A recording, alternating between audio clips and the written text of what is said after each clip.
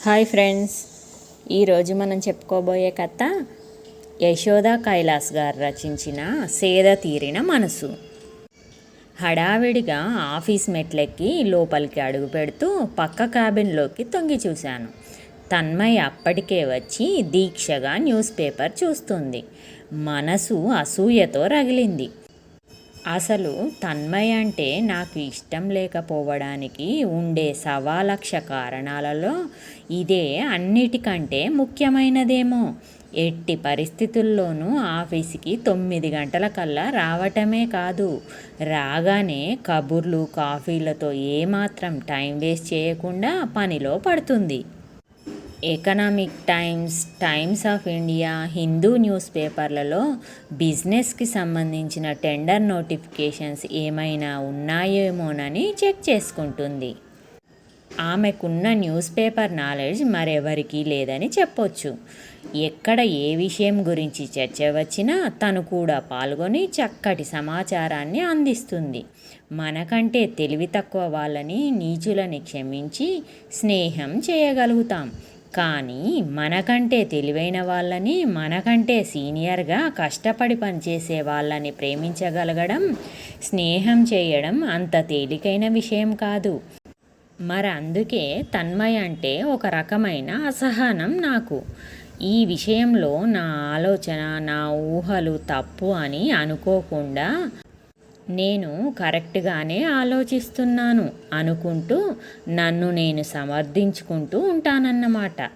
అసలు మాటకొస్తే ఆమె పేరు దగ్గర నుంచే తనంటే నాకు ఇష్టం ఉండదు. తన్మయ్ ఎంత అందమైన పేరు! నా పేరు భాగ్యవతి. నేను పుట్టినప్పుడు మా వాళ్లకు ఇంతకంటే గొప్ప పేరు దొరకలేదేమో, లేక భాగ్యవతి అని పెడితే భాగ్యాన్ని తెచ్చి పెడతానని అనుకున్నారో ఏమో. నేను భాగ్యాన్ని తెచ్చానో లేదో కానీ నా పేరు ఎంత పాతగా మోటుగా ఉందో అని అనుకోని క్షణం లేదు. ఎంత చెత్త పేరు నాది! పైగా మా ఆయన ఎంతో ముద్దుగా భాగ్య అంటూ పిలుస్తుంటే నా పేరు మీద నాకే అసహ్యం కలుగుతుంది. ఒక్క పేరే కాదు, అన్ని విషయాల్లోనూ నేను తన్మయ్ కంటే తక్కువే. నేను ఒక యూడీసీ గ్రేడ్లో చేరి మెల్లగా కష్టపడి ప్రమోషన్లు సంపాదించి ఆఫీసర్ని అయితే, తనేమో చిన్న వయసులోనే పెద్ద చదువులు చదివి డైరెక్ట్ రిక్రూట్మెంట్లో నాకంటే పెద్ద క్యాడర్లో చేరింది. ఎంతో తెలివైనది. మంచి కమ్యూనికేషన్ స్కిల్స్ ఉన్నాయి తన్మయ్యకి. చిన్నప్పటి నుండి కాన్వెంట్లలో చదివిందట. అదీ కాకుండా లేటెస్ట్ టెక్నాలజీ బాగా తెలిసిన అమ్మాయి. పెద్ద పెద్ద టెండర్లు సిస్టంలో డౌన్లోడ్ చేసుకొని పనిని చాలా సులువుగా చేసుకుంటూ అనుకున్న టైంలో టెండర్లు సబ్మిట్ చేయడంతో పాటు పని విషయంలో తన నాలెడ్జ్ని అప్డేట్ చేసుకుంటూ ఉండే తన్మయ్ అంటే అందరికీ అభిమానం. మాది మార్కెటింగ్ విభాగం. కస్టమర్తో పెద్ద పెద్ద ప్రాజెక్ట్ తాలూకు ఆర్డర్స్ అనేక విషయాల్లోనూ చాలా బాగా చేస్తుంది తన్మయ్. మా డీజీఎం గారే ప్రతి విషయానికి తన్మయ్నే సంప్రదించడం, ఆవిడనే సలహా అడగడంతో అందరికీ ఆమె తలలో నాలుకలాగా అయిపోయింది. వచ్చిన కొద్ది కాలానికే పెళ్ళైన అమ్మాయే, ఇంకా పిల్లల బాదరబందీ లేకపోవడంతో అందరికంటే ముందే చక్కగా నీట్గా డ్రెస్ చేసుకొని ఆఫీస్కి వస్తుంది. ఎంత పని చేసినా అలసట అన్నది కనిపించకుండా ఎల్లవేళలా చిరునవ్వుతో ఉండే తన్మయ్ని చూస్తుంటే నాకు ఆశ్చర్యం వేస్తుంది. నేనేమో నా 2 పిల్లల్ని సవరించి ఇంటెల్లిపాదికి అన్నీ అమర్చిపెట్టి ఆదరబాదరగా బస్సులెక్కి దిగి చెమట కార్చుకుంటూ వస్తాను. ఆఫీస్లోకి అడుగు పెడుతూ నా చీరకేసి చూసుకుంటాను. పొద్దుట వస్తూ చక్కని ఇస్త్రీ చీర కట్టుకున్నా ఆఫీస్కి చేరేసరికి ఏమిటో నలిగిపోయినట్లుగా పాతగా, ఏమిటి పాత చీర కట్టుకున్నాను అన్నంత అసహనం, కోపం, దుఃఖం కలుగుతాయి. వెంటనే తన్మయ్ కట్టుకున్న చీరకేసి చూడడం, ఎంత చక్కని చీర కట్టుకుంది, ఎంత బాగుందో కదా, ఫ్రెష్గా అందంగా అనుకోవడం మామూలు అయిపోయింది. సాయంత్రాలు అంతే. ఏదైనా పని ఉంటే ఆగిపోతుంది. ప్రొడక్షన్ టైంలోనే కాకుండా అర్జెంట్ పని ఉంటే ఆఫీస్ అయ్యాక కూడా కూర్చొని పని చేసుకుంటుంది. నాకేమో సాయంత్రం 5 అయితే చాలు, ఇంటికి వెళ్ళకపోతే కొంపలంటుకున్నంత టెన్షన్. కానీ ఈ మధ్య నేను తన్మయ్ని గమనిస్తూ అప్పుడప్పుడు టెక్నికల్ని జర్నల్ని చదవడం, సిస్టంలో నా సర్వే రిపోర్ట్ని తయారు చేసుకోవడం, కొన్ని కంప్యూటర్ లాంగ్వేజెస్ నేర్చుకోవడం మొదలుపెట్టి నన్ను నేను ఇంప్రూవ్ చేసుకోవడానికి ప్రయత్నిస్తున్నాను. దీనికి స్ఫూర్తి తన్మయ్ అని చెప్పడానికి నా అహం అడ్డొస్తుంది. నేను కష్టపడుతున్న దానికి తన్మయ్కి క్రెడిట్ ఇవ్వడం నాకు ఇష్టం లేదు. ఆమెను చూస్తుంటే నాకు చెప్పలేని అసహనం కలుగుతుంది. ఈ అమ్మాయిలో ఏమీ బలహీనతలు లేవా అనుకుంటూ ఆమెలో బలహీనతలు వెతకడమే నా పనిగా పెట్టుకుంటూ ఎప్పుడూ ఆమెను గమనించడం ప్రారంభించాను. ఆ రోజు ఆఫీస్కి రాగానే మా డీజీఎం ఆయన క్యాబిన్లోకి వెంటనే రమ్మనమని నాకు మెసేజ్ చేశారు. నేను ఆయన క్యాబిన్లోకి వెళ్ళేటప్పటికీ తన్మయ్ కూడా ఆయన ఎదురుగా కూర్చొని ఉంది. ఇద్దరూ ఏదో చర్చించుకుంటున్నారు. నన్ను చూడగానే తన్మయ్ చిరునవ్వు నవ్వింది. బదులుగా నా పెదవులు బిగుసుకున్నాయి. చూడండి భాగ్యవతి, మనకు ఆ విశాఖ స్టీల్ ప్లాంట్ ఆర్డర్ వచ్చింది కదా, ఆ ప్రాజెక్ట్ ఎగ్జిక్యూషన్ మీకే అసైన్ చేస్తున్నాను. చాలా ప్రెస్టీజియస్ ప్రాజెక్ట్.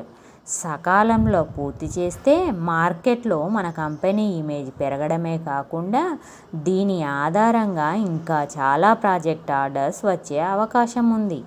మీకు ఏవైనా సందేహాలు ఉంటే తన్మయ్ గారిని సంప్రదించండి అని చెప్పడంతో నాలో ఉన్న అసహనం ఇంకా ఎక్కువైంది. తప్పదు, ఒక్కోసారి దేవుడు పరీక్ష అన్నట్టుగా మనకి ఇష్టం లేని విషయాలే జరుగుతాయి. ఓకే సార్ అని చెప్పి ఆయన ఇచ్చిన ఫైల్ని తీసుకొని నా సీటుకి వచ్చేశాను. నేను సీట్లో కూర్చున్న 10 నిమిషాలకు తన్మయ్ నుండి మెయిల్ వచ్చింది. ఇంకా ఈవిడ గారు క్షణం కూడా ఊపిరి తీసుకొనివ్వదనుకుంటూ మెయిల్ చదివాను. దాని సారాంశం ఏమంటే, ఆ ప్రాజెక్టుకు సంబంధించిన వర్క్ ప్రోగ్రెస్ని రివ్యూ చేయడానికి ప్రతి బుధ శనివారం సాయంత్రం 4 గంటలకు తన క్యాబిన్కి రమ్మనమని. ఓకే చేయాలి కదా, చేశాను. ఆ రోజు సాయంత్రం అయిపోయిన వెంటనే ఇంటికి బయలుదేరబోతుండగా ఇంట్లో కూరగాయలు లేవని గుర్తొచ్చి ఆఫీస్కి దగ్గరలో ఉన్న రిలయన్స్ ఫ్రెష్కి వెళ్ళాను. లోనికి వెళ్ళి కాయగూరలు చూస్తుంటే పక్క నుండి హాయ్ భాగ్యవతి గారు అని వినిపించింది. తల ఎత్తి చూస్తే తన్మయ్ చిరునవ్వు నవ్వుతూ, అమ్మా తల్లి, ఇక్కడ కూడా నువ్వేనా అని మనసులో అనుకుంటూ పైకి చిరునవ్వు నవ్వాను. నాకు తెలుసు అది నా మనసు నుండి రాలేదని. అయిపోయిందా మీ షాపింగ్ అనగానే అయిపోయిందని చెప్పాను. తన షాపింగ్ కూడా అయిపోయిందని చెప్పింది. ఇద్దరం కౌంటర్లో బిల్ పే చేసి బయటకు వచ్చాం. వెంటనే తన్మయ్, భాగ్యవతి గారు, మా ఇంటికి వెళ్దాం రాకూడదు? ఇక్కడి నుండి 10 నిమిషాల డ్రైవ్. ప్లీజ్ కాసేపు కూర్చొని కాఫీ తాగి వెళ్దురు కానీ అంటూ ఆహ్వానించింది. మరోసారి వస్తానని చెప్పబోయేంతలో మీరు వస్తున్నారంతే అని మరో మాటకు ఆస్కారం ఇవ్వకుండా కార్ పార్కింగ్కి దారితీసింది. కారులో వాళ్ళింటికి వెళ్ళాం. పోర్టికోలో కారు ఆగగానే ఒక 5 ఏళ్ల పాప అత్త అంటూ పరిగెత్తు వచ్చి తన్మయ్ని తన చేతులతో చుట్టేయడం, తన్మయ్ ఆ పాప బుగ్గల మీద ముద్దు పెట్టుకుంటూ, ఏయ్ పూజ, మన ఇంటికి ఎవరొచ్చారో చూడు అంటూ నా ఆఫీస్ ఫ్రెండ్ భాగ్యవతి అని చెప్పగానే ఆ పాప నమస్తే ఆంటీ అని నన్ను విష్ చేయడం ఎంతో ముద్దుగా అనిపించింది.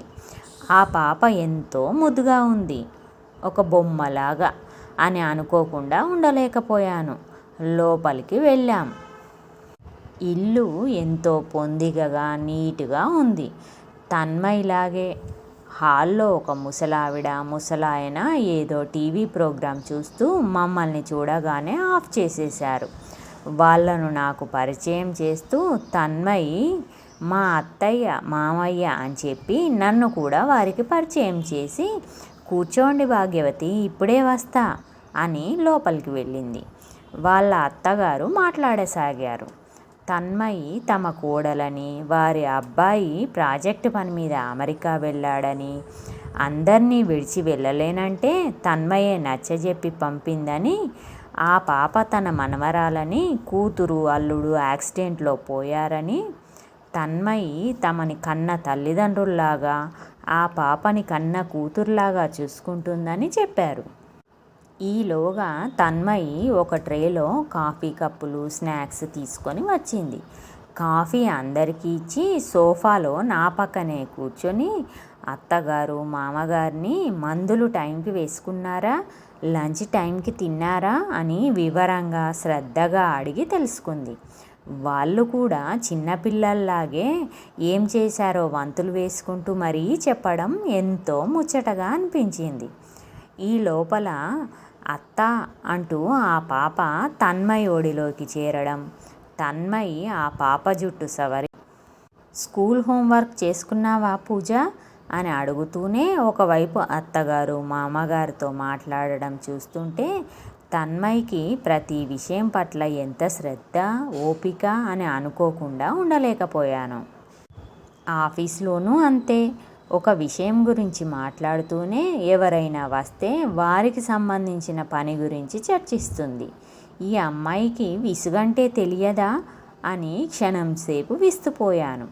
కాసేపు కూర్చొని బై చెప్పి ఇంటికి వచ్చేశాను. మర్నాడు ఆఫీస్లో 11 గంటలకు క్యాంటీన్కి వెళ్ళి కాఫీ తాగాలనిపించింది. తన్మయి క్యాబిన్ వైపు చూశాను. సిస్టంలో ఏదో దీక్షగా టైప్ చేస్తుంది.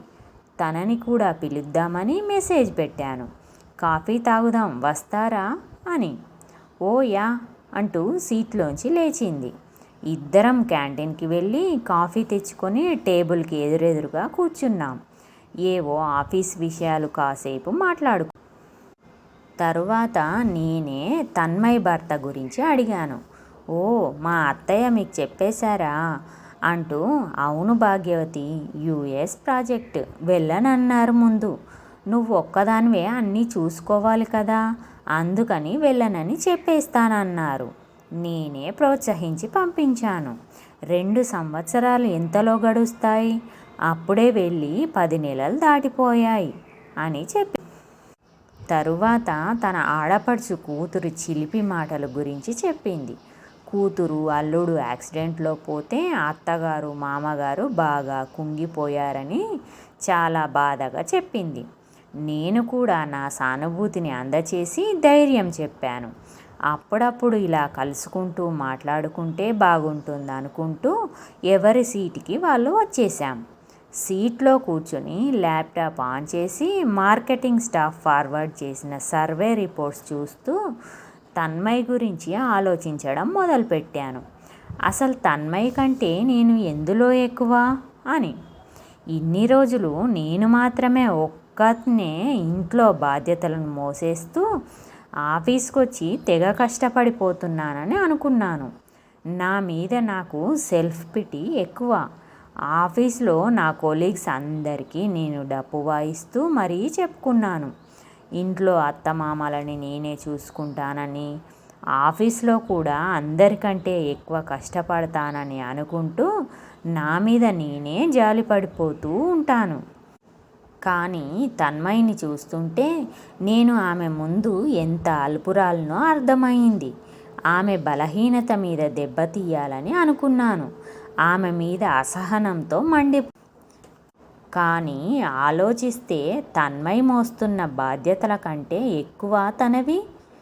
ఆమెకేం టింగురంగా అంటూ ఆఫీస్కొచ్చి సీటుకి అతుక్కుపోతుంది. పిల్ల జల్ల లేరు కదా అని ఎన్నిసార్లు అనుకోలేదు నేను. నిజానికి తన్మయి ఇంతవరకు తన కుటుంబ విషయాలను ఎవ్వరి దగ్గర టామ్ వేసుకోలేదు. ఎన్ని బాధ్యతలను మోస్తున్నా వాటి తాలూకు అలసట, విసుగు ఆమె ముఖంలో ఎప్పుడూ కనబడలేదు. నేను అడిగేంత వరకు బయట పెట్టని చక్కని సంస్కారం. Hats off Tanmayi. నేనే ఆమె స్థానంలో ఉంటే ఈ పాటికి డప్పు వేసుకొని అందరికీ చాటింపు వేసేదాన్ని వాళ్ళ సానుభూతి కోసం. Oh god, Tanmay, you are really great. నేనే నీ గురించి ఇంతవరకు చాలా సంకుచితంగా ఆలోచించాను అనుకునేసరికి మానసికంగా ఒక గొప్ప రిలీఫ్ వచ్చింది. ఆమె పట్ల కరడు కట్టేసిన అసహనం కొద్ది కొద్దిగా కరిగిపోతున్న అనుభూతి. దాని స్థానంలో ఆమె పట్ల అభిమానం, గౌరవం కలగసాగాయి. నా ఆలోచన దృక్పథంలో వచ్చిన పరిణతి నా మనస్సుని సేద తీర్చడమే కాకుండా నా మీద నాకు ఇష్టం కలిగేలా చేసింది. ఇది ఫ్రెండ్స్ ఈరోజు కథ. కథ నచ్చితే లైక్ చేయండి, కామెంట్ చేయండి, సబ్స్క్రైబ్ చేసుకోండి.